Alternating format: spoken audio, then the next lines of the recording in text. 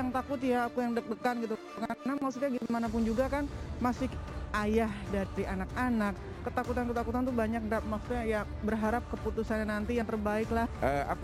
Kita harus percaya dan yakin berdiri atas kebenaran gitu loh. Jadi andai kata persidangan nanti semuanya juga kita harus ikutin fase-fase dan rangkaian yang memang sudah menjadi kewajiban kita.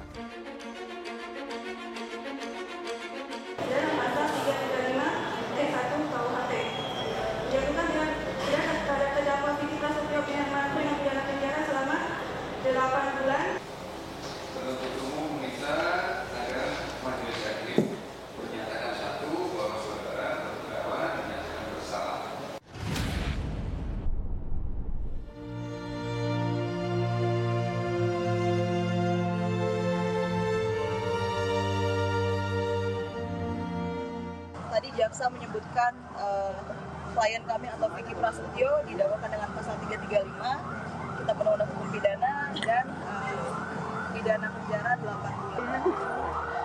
Buat hidup mama. Ini kayak buat hidup mama kasihan sama anak-anaknya begini.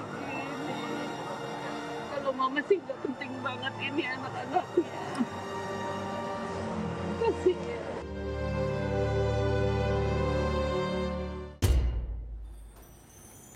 Ya pemirsa, itu adalah rangkaian acara yang terjadi kemarin pada saat dibacakan sidang lanjutan dari kasus yang sedang dihadapi Vicky ya, tentang pencemaran nama baik.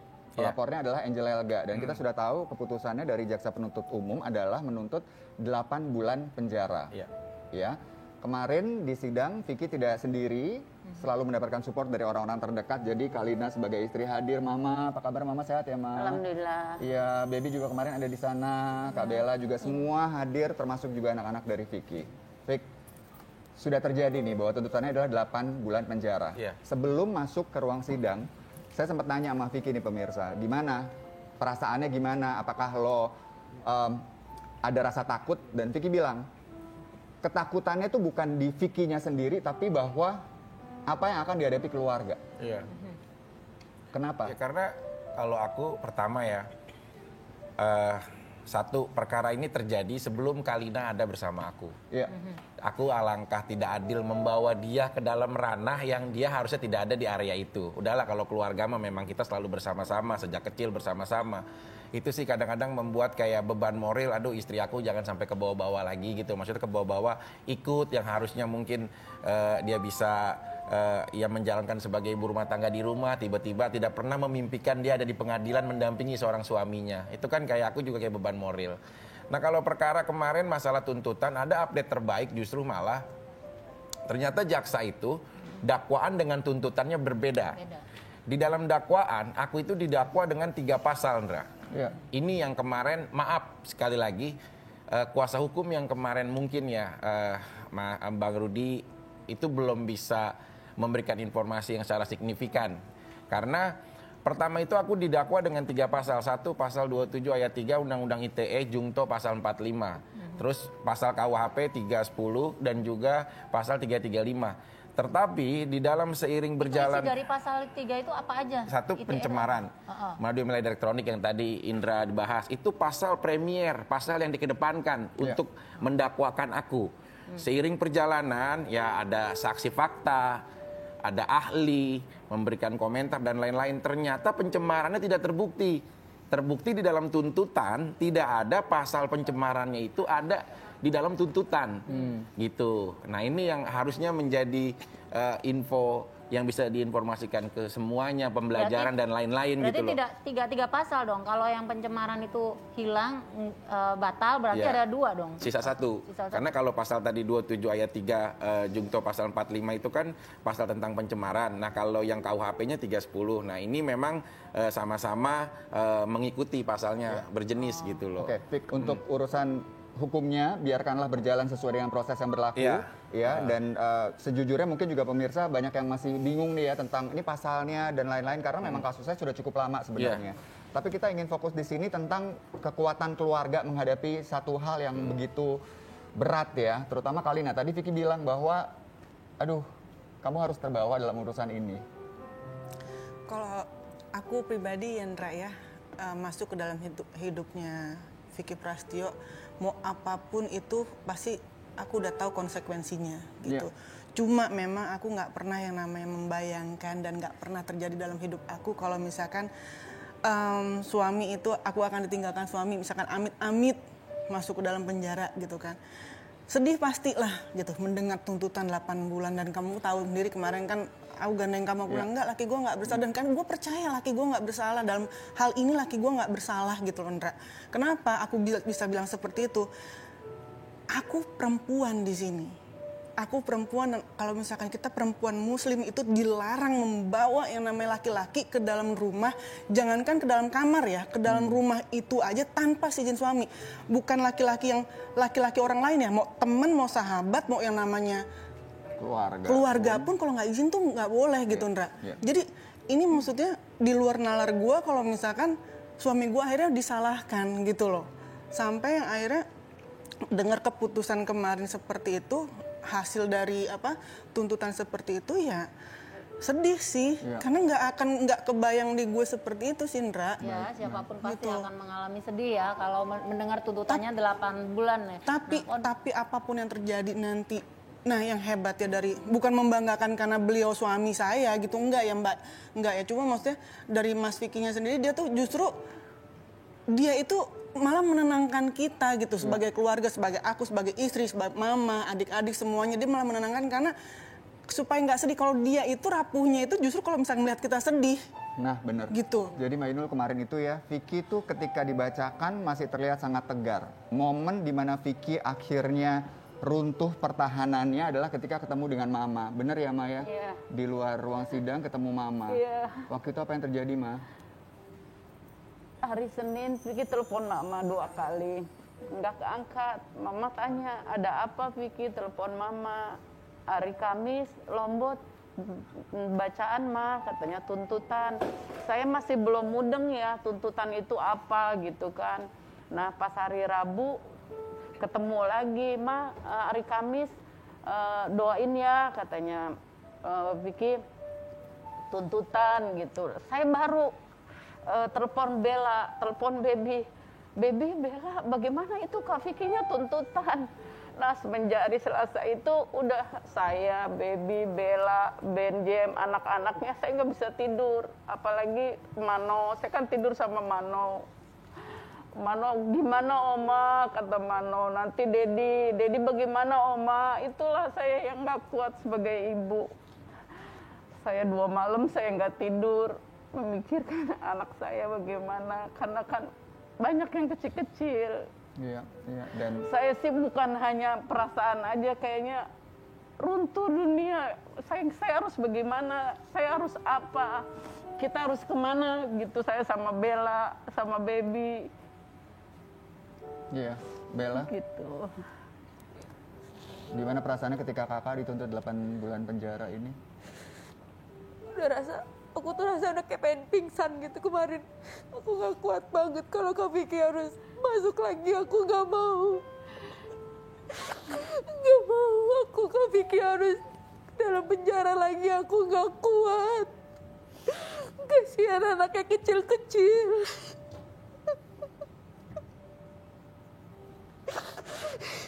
Iya, apalagi satu hal juga yang selama ini kita tahu tentang keluarga Vicky ya, keluarganya memang sangat dekat banget gitu ya Ma ya. Karena nggak ada lagi, solid. Cuma kita berenam gitu.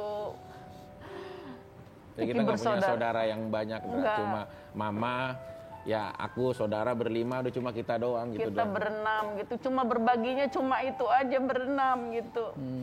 Yang cuma mengerti gitu, kita mau berbagi kemana lagi, ada kan ke saudara jauh semua gitu.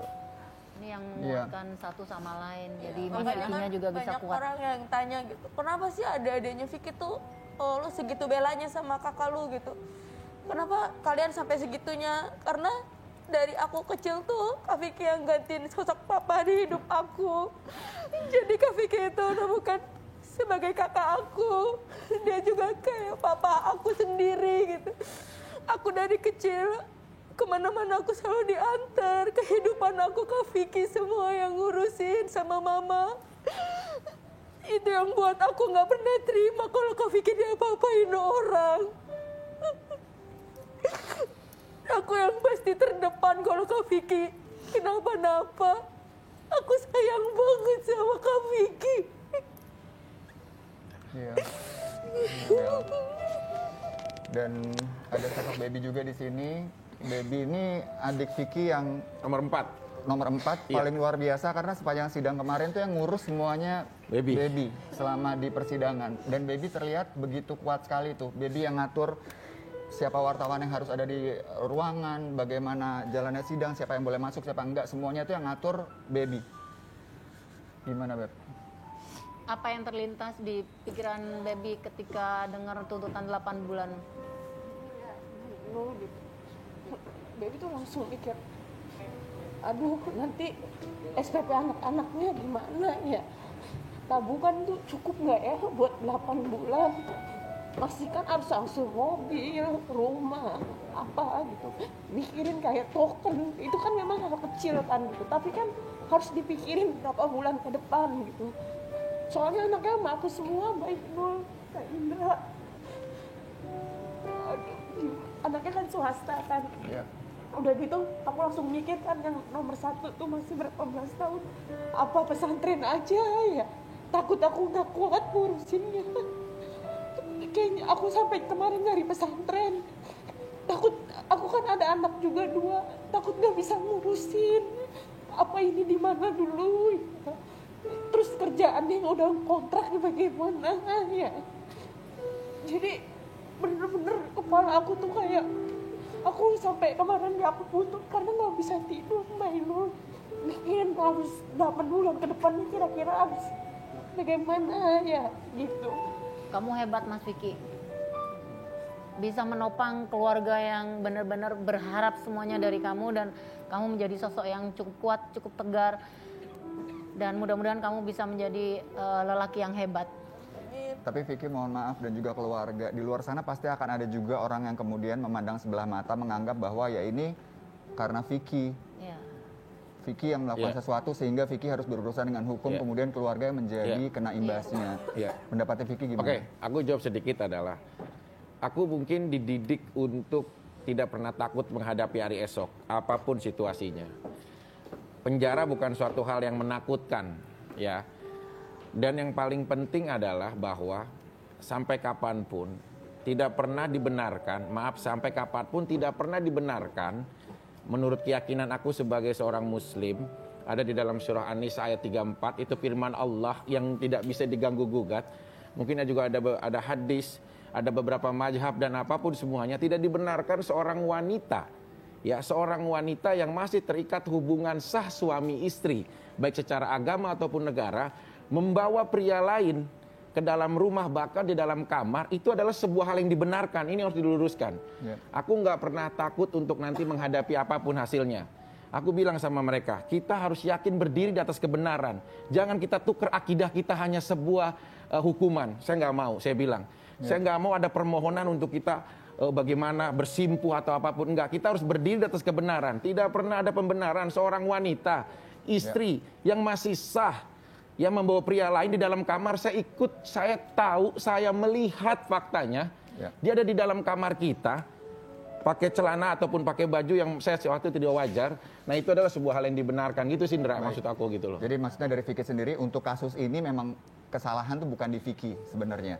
Dan kita harus melihat dari dua sisi. Ini ada satu postingan dari Angel Elga. Ya, postingan dari Angel Elga beberapa waktu yang lalu juga. Kita akan lihat ya di sini karena ya kembali lagi ini menyangkut ada dua pihak tentunya ya, Vick ya.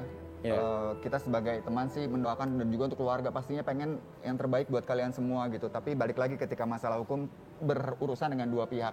Ini Angel Elga menuliskan begini, saya biarkan kalian bicara dan mencuci dosa-dosa saya. Yang pasti sudah Allah buktikan sampai detik ini kezoliman kalian akan kalian bayar sendiri. Di mata hukum tidak ada yang bisa lolos. Sepintar-pintar kau rangkai kata dengan ayat suci, tetap saja penjara menantimu berkali-kali. Kau merasa hebat karena merasa masih ditonton, tapi di mata hukum dan mata Allah yang salah tetap salah. Ucapan hidupmu, dramamu adalah kontenmu. Saya penonton saja menikmati akting kalian dan banyak panjang ke bawah. Sepintar-pintar kau rangkai kata dengan ayat suci. Kalau menurut aku ya, Vicky? Bukan merangkai untuk ayat suci ya. Aku sebagai seorang muslim ya, wajar kalau aku berpedoman terhadap firman Allah ya terhadap ayat suci Al-Quran wajar gitu loh.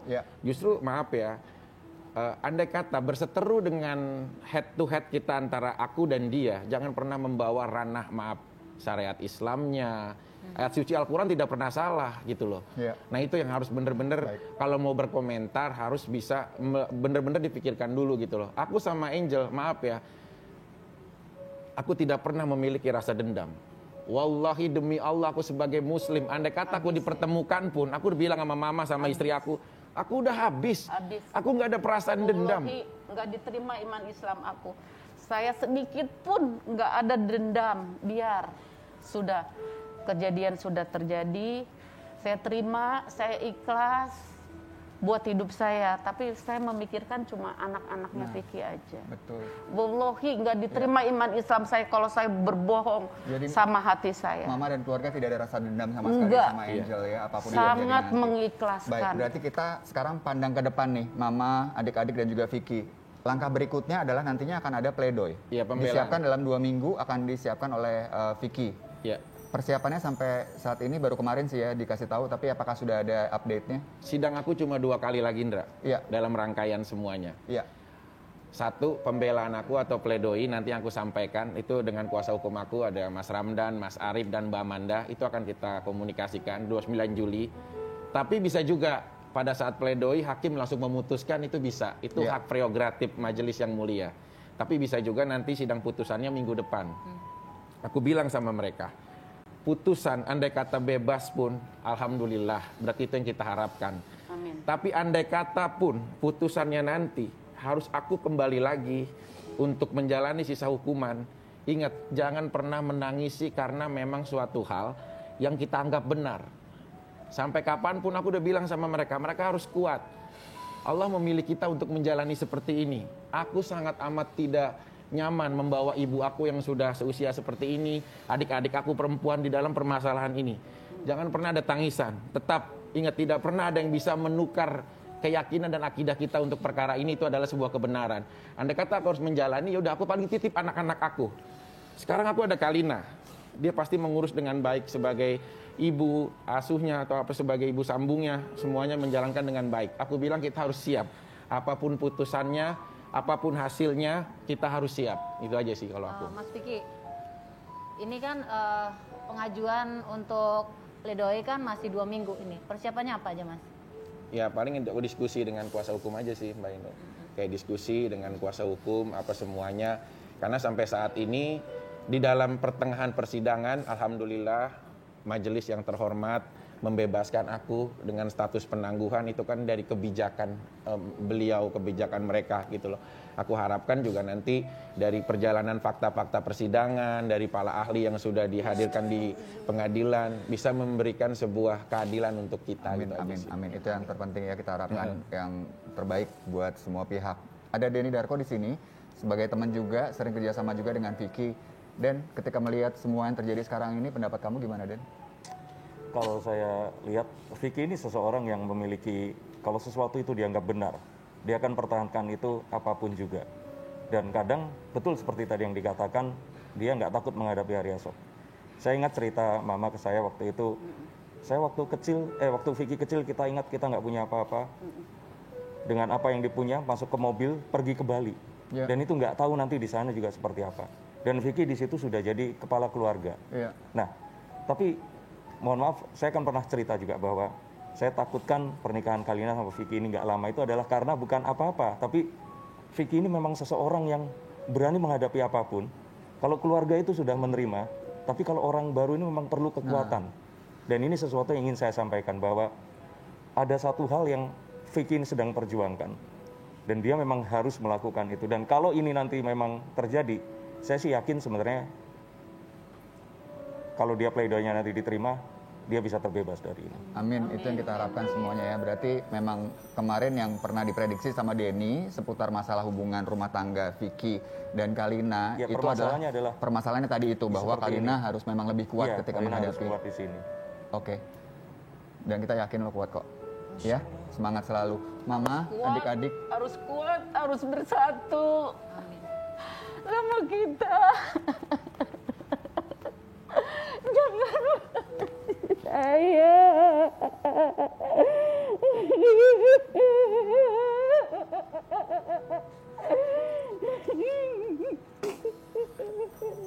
Baik pemirsa, jangan kemana-mana, kita akan lanjutkan perbincangan setelah yang berikut ini, tetap di Kopi Viral.